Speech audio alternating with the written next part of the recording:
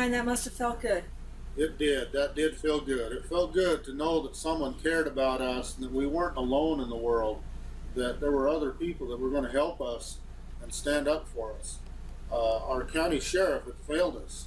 Our governor had failed us. Our county commissioners has failed us. Our state highway patrol, state police had failed us.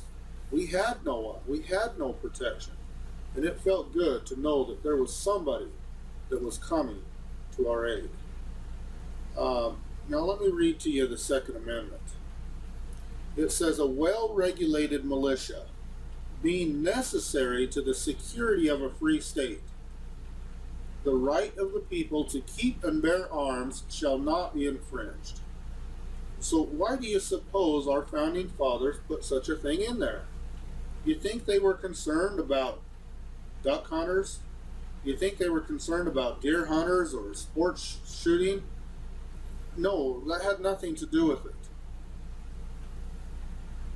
A militia is necessary to the security of the free state. We had no security. All security had left us. All freedom had left us.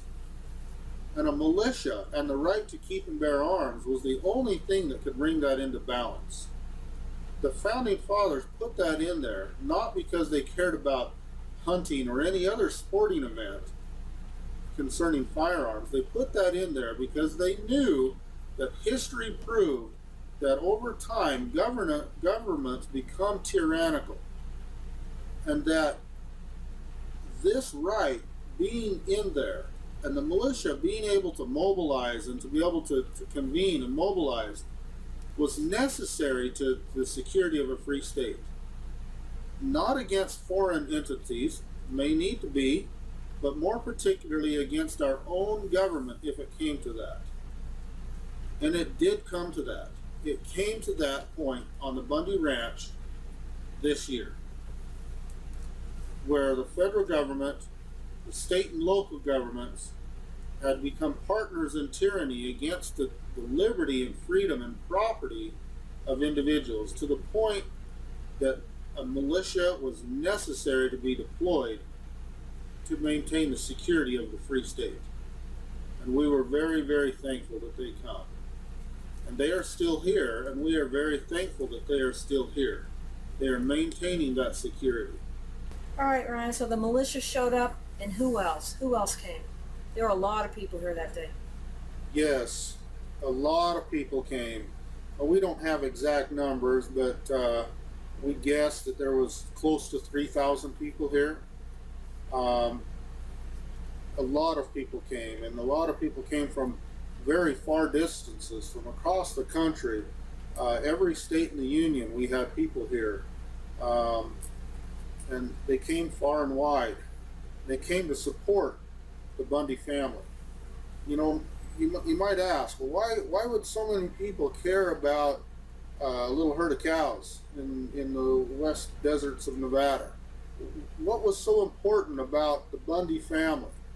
Well, I can tell you the answer to that is nothing. There's nothing special or important about the Bundys. We're not famous. Well, maybe we are now, but back then we weren't. We're not royalty. We're not, celebrities. Our little herd of cows make a small difference in the grand economic scale of the agriculture world. And so what was it that brought people here? Why did people feel so connected and such a need to congregate and to support? Well, I'll tell you why. And the answer, again, is in the Constitution, or next to it, the Declaration of Independence.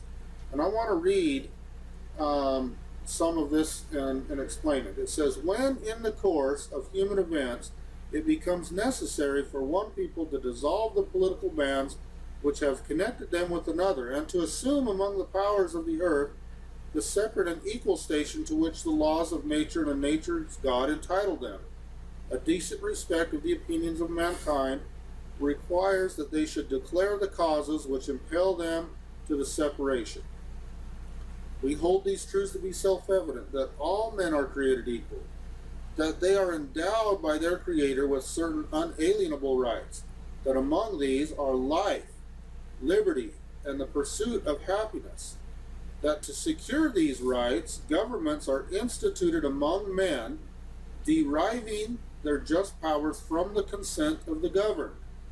That whenever any form of government becomes destructive to these ends, it is the right of the people to alter or abolish it and to institute new government, laying its foundations on such principles and organizing its powers in such form as to them shall seem most likely to affect their safety and happiness.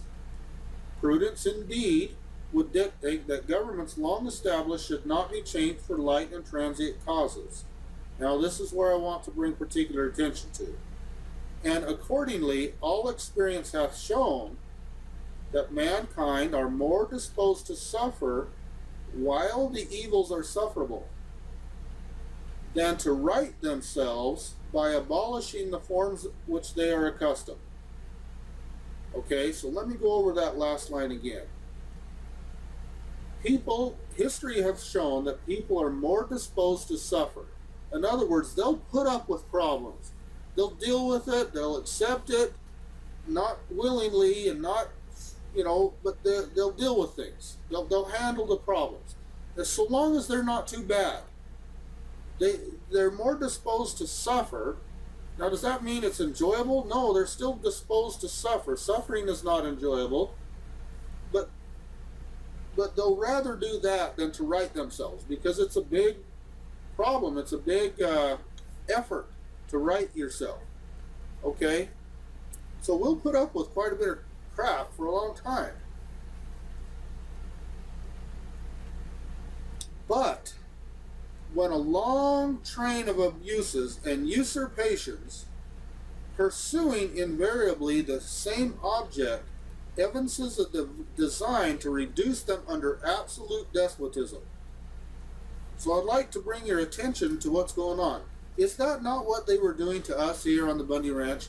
Had they not reduced us to absolute despotism? Is looking down the barrel and the scope of a rifle, of a sniper, is that not absolute despotism? Is not robbing us of our land and our property and our livelihood and everything that we hold dear to us, is that not absolute despotism? Is that not what they were doing to us?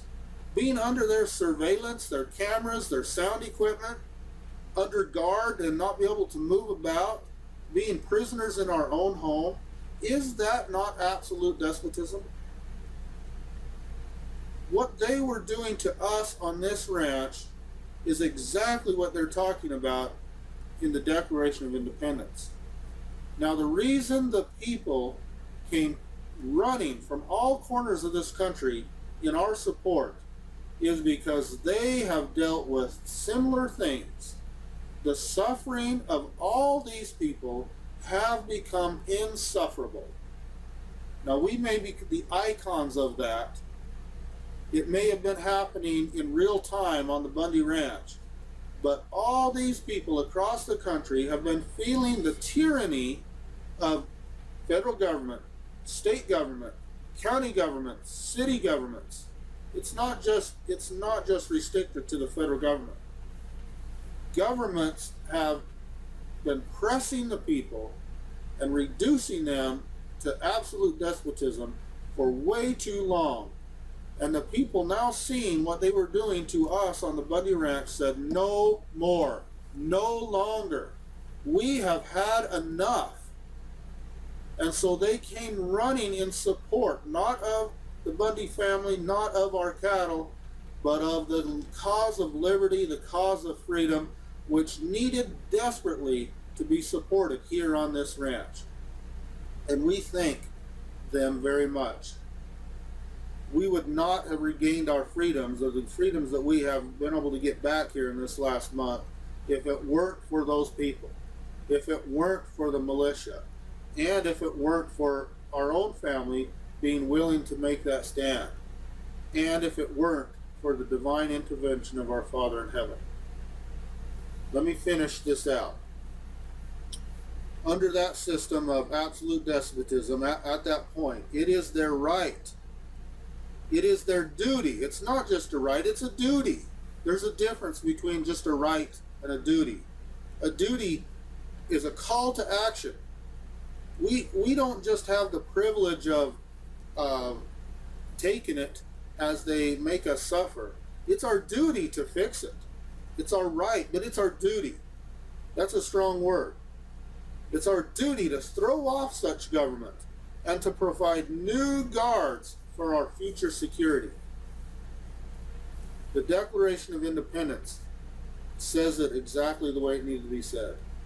That's what was happening to our founding fathers in the late 1700s, and that's what was happening to us here in the early 2000s.